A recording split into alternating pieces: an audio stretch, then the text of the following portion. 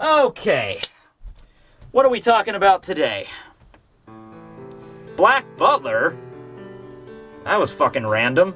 I mean, I guess I can talk about Black Butler. I mean, it's a really good series and all, but I can't just start doing it out of nowhere. I mean, first off, I don't even have a backdrop picked out, and I can't just throw up some random images of the series.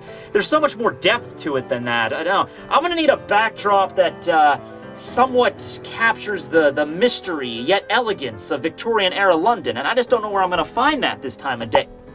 Oh. Oh, shit, okay, yeah, that looks pretty nice. I guess that'll suffice, but I can't just start reviewing it out of nowhere dressed like this. I mean, I know I have the vest and the tie, and that's all well and good, but I always wear that. I'm gonna need something special and unique. Yeah, I know, maybe if I was wearing one of Sebastian's long coats, you know, maybe that would work, but, I mean, it's like 11 o'clock. Where am I gonna buy one this time of night? Oh, shit. Wow, that's actually pretty fucking cool, man. Yeah, alright,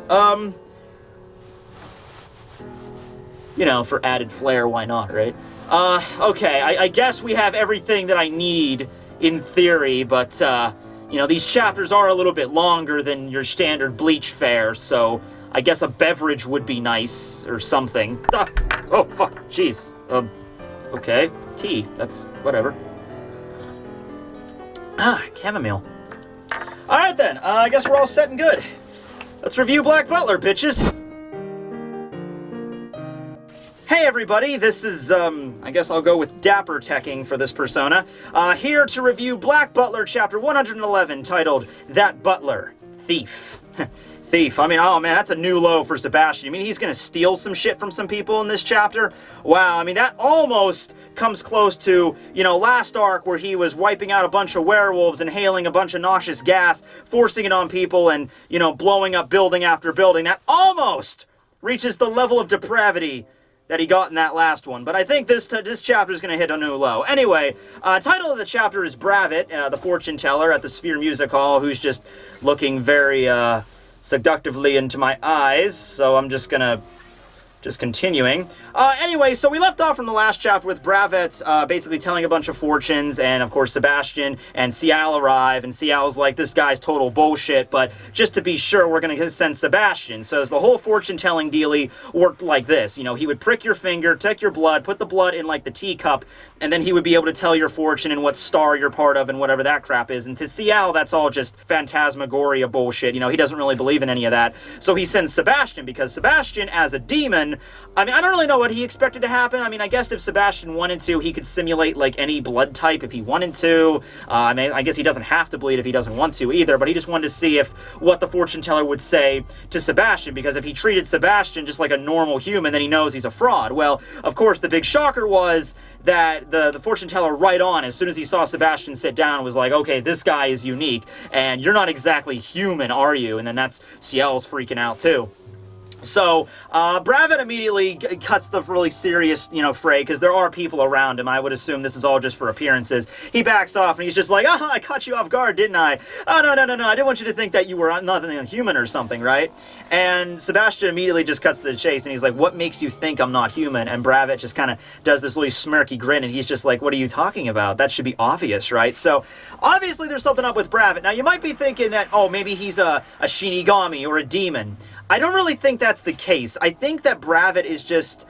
I mean, it's possible that there could be humans that are just aware of the existence of demons, and if he's a legitimate fortune teller, as if that kind of stuff actually works in this universe, then it would of course be very obvious that he might have met demons before, he might have even dealt with them before, he might have actually fought them before, you know, and shit like that. So I'm sure he's aware of the existences of Shinigami and demons and all that crap, but at the moment, I believe he's still just a normal human, but he has a scheme that might be involving demons and Shinigami to the like. So, yeah, he says, I can tell just by looking at him, and you are a darkness that eagerly gobbles up everything around you. So you don't belong to any star. You are actually the exact opposite of that. You are actually a black hole. And we see this cool image here of Sebastian in the space, just enveloping all the bright stars around him with his darkness. And we get a little note that actually before 1967, so in the Victorian age, they were actually just called collapsed stars, which is a much more cooler name. I think we should have kept that.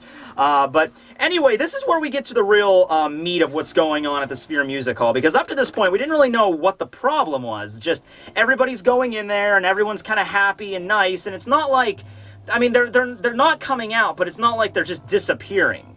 You know, it's not just like they're going into Sphere Music Hall and they just vanish and no one ever hears from them again. They're still there, it's just that they don't want to leave, and they don't seem...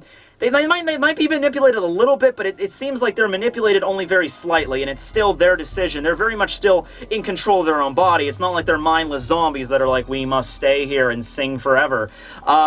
But here's where it gets freaky. As soon as Bravat announces that Sebastian is a black hole, that he's just sucking up other people's happiness, and that's what he is, everyone just immediately starts striking these, like, really, like, serious looks. Like this, like fucking Sebastian has this, like, deadly disease or something, and it's just like, holy shit, get him out of here. We don't want him in here. This guy's gonna suck up all our good times, you know?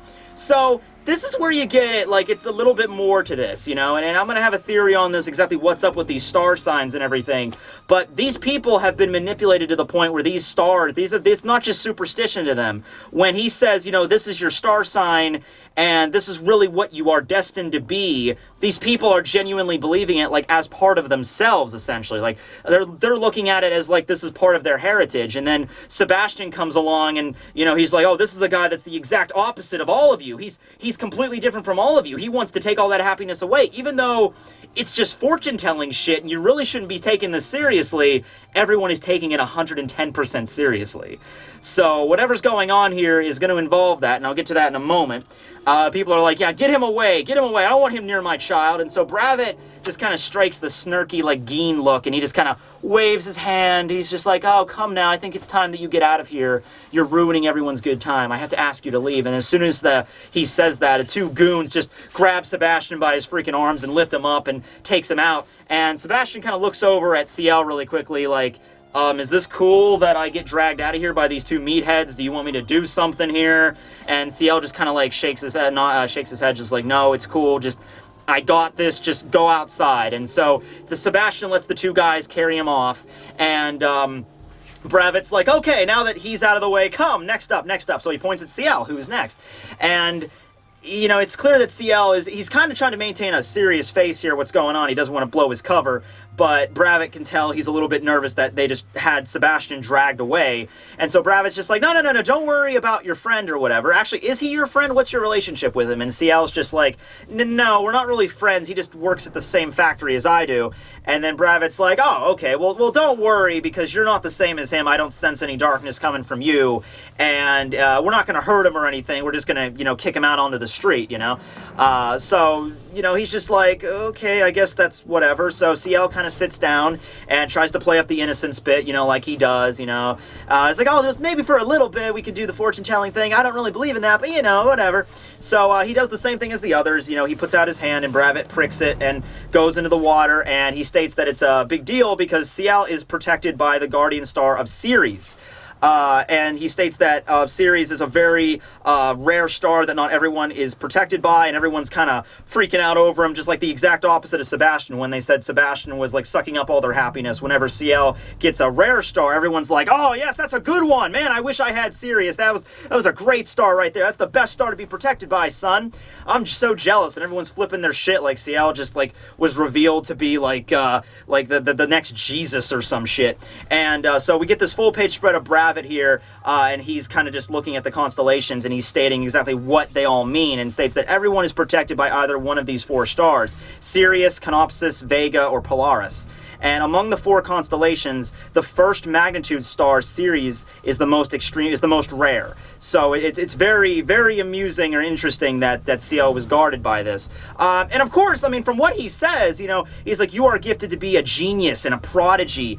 And very many of them are gifted in so many things. And hey, according to Bravat's definition and the fact that he doesn't know Ciel's true identity, from what we know, that's accurate. Ciel is all those things. He is a prodigy. He is a genius. He is destined for great things. So, like I said, there's more to this fortune telling in this universe. It's not just like some kind of just thing you do in the Sunday Times, like, oh, my Taurus, I'm gonna have some good luck today. No, this shit is like serious business where this guy can actually predict it. However, we get to the downside here. He brings up Sebastian again. He says, however, even though you are protected by the divine light of this star and you're destined for greatness and all that shit, the darkness is looming behind you, and that darkness is trying to steal away your light. Now, I don't know if this is going to play into the arc at all, but he's basically setting up a way for Ciel to distrust Sebastian. Now, at the end of this chapter, it doesn't go anywhere, because Ciel's not going to be so freaking frail as, just one little statement from Bravat, the guy that they're supposed to be investigating. He's going to start mistrusting Sebastian, because, of course, Ciel knows Sebastian's true identity and what his real goals are. But he's like, Bravat's like planting the seed here, and this might come into play later. It depends on what Bravat is capable of doing. If he is actually capable of mind control, it might play a role later on. But he said it would be best to distance yourself from Sebastian sooner rather than later, or you could be completely destroyed by it. It could lead to your ruin. So Ciel's just like, how much of this guy was saying that is serious? And he starts thinking of himself. Is this guy a Shinigami? Is this guy a demon? Or maybe something else disguised as a human? Or could it be, and he just kind of trails off. We don't really know what his last thought is there. I would like to think, or could it be just like a normal human that's capable of this? Or hey, we might learn about a third group that we don't even know about at this point. But anyway, Ciel gets up from the table and he gets to leave. And, he probably just wants to hurry up and get the hell out of there as quickly as possible to meet up with Sebastian.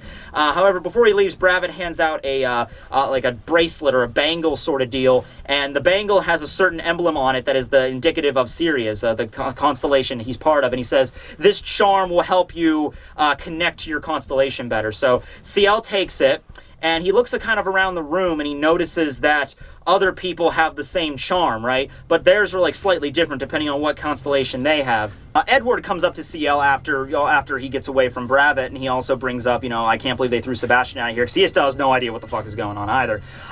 Something else about the charms that's interesting is Ciel notes that they are made of, in fact, silver, which is...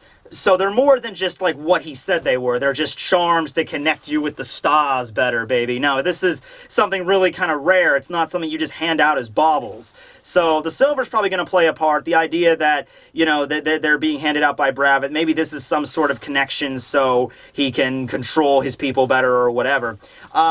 Anyway, Ciel asks Edward, what star was Lizzie placed under when she was here, and she said, Edward states that it was Canopsis, he thinks, which is also apparently another rare one. So I guess since there's only 4, I'm going to assume the most common ones to get are Vega and Polaris, and I guess Canopsis maybe might be a little bit more rare, and then Sirius is like the most rare star.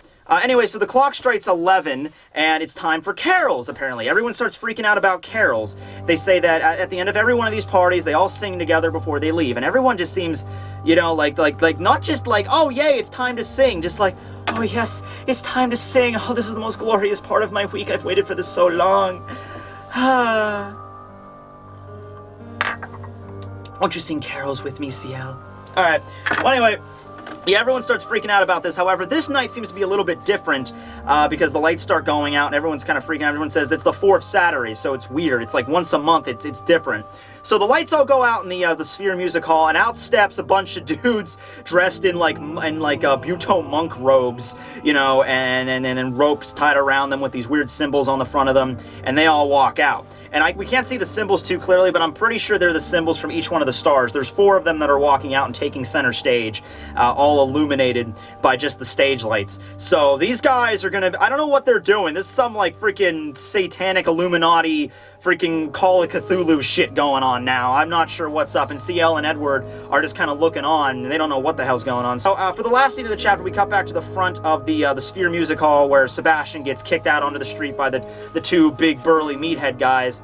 And he's just like, anyone without divine protection isn't welcome here. Don't show your face again. So what this is is that they made such a hullabaloo about how all the people gathering at the Sphere Music Hall, they were not gathered there. It doesn't matter anything to do with their class. You know, if they're poor or in their middle class or if they're in nobility, it doesn't matter. Which is weird for this time period because it's just like you stick with your class. You know, the poor hang out with the poor, the rich go to rich people parties, the middle class don't interfere with the freaking noble affairs. You know, that's how it was in this kind of time period in England.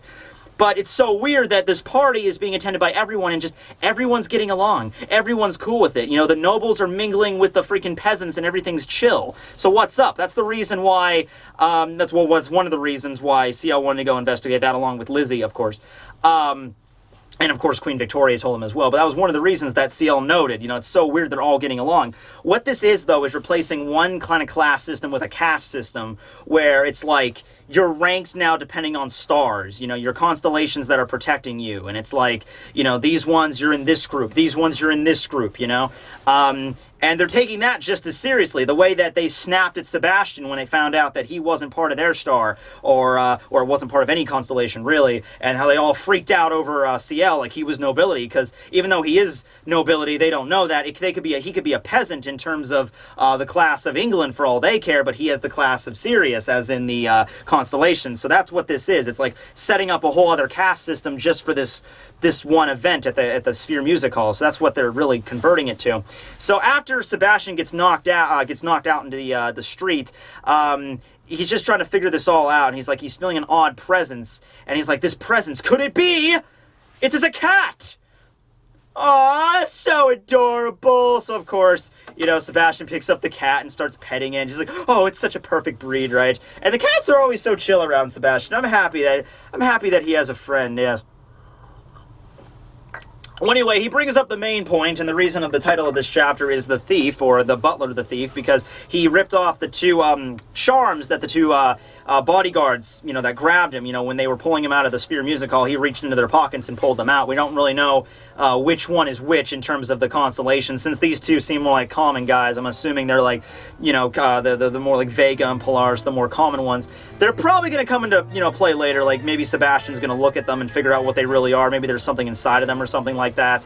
And we cut back to the inside of the music hall, where we just see one scene of Edward and Ciel just kind of looking onto the stage, and they're shocked at what they see. We don't really see what they see. And then Sebastian's just like, I think this might happen. Well, I'll prepare you some smoked salmon, my little friend, and can you keep me company until, you know, Ciel comes out? Because he has full confidence that Ciel will be fine. And the cat just was like, meow, okay, and then that's the end of the chapter. So it's weird. It's like mixing, like, holy shit, some cultic shit's going on.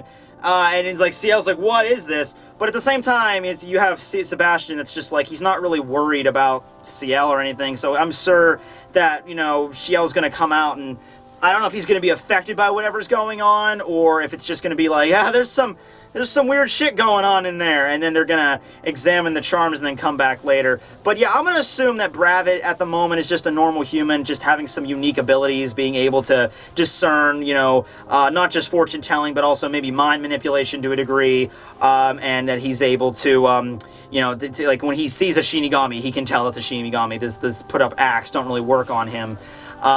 In terms of if he's going to be like a worthy opponent for Sebastian, that remains to be seen. Otherwise, he might just be a completely different thing. I don't think he's going to be a demon or a Shinigami or something we've seen so far. I just don't see that happening. But yeah, so good chapter. Hope you guys enjoyed the new review and the setup here.